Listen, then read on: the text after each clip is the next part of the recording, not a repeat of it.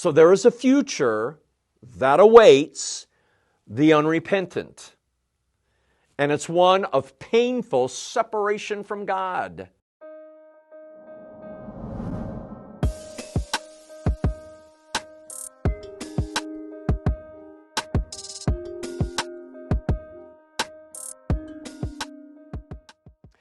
Friends, my name is Gary Johnson. It's a privilege to have been invited by Renew.org to participate in their series called Real Life Theology.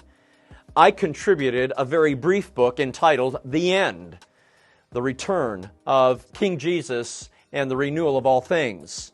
In the third chapter, there is this question, what future awaits the unrepentant?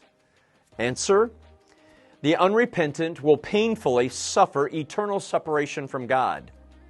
Now, that word suffer, that word doesn't gel well with our culture right now. We are a comfort-driven culture. We like to be comfortable. When it's hot, we turn on the air conditioning. When it's cold, we turn up the furnace. We build a fire in the fireplace. We like comfort in the cars that we drive or the trucks that we have.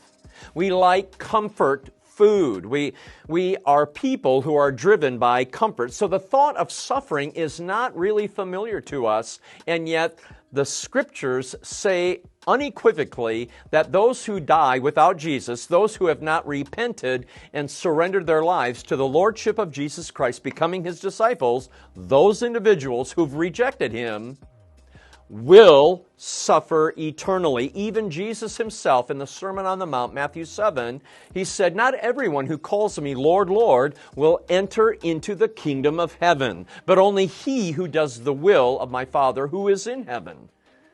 So there is a future that awaits the unrepentant.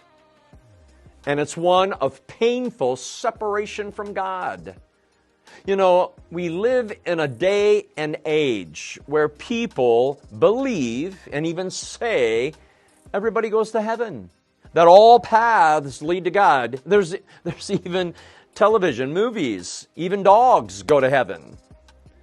You and I've got to remember that message does not ring true with the Word of God. There is a reality, a painful reality, that the unrepentant will be painfully separated from God throughout all of eternity in a place of everlasting punishment. How do we know that? Jesus Himself said so.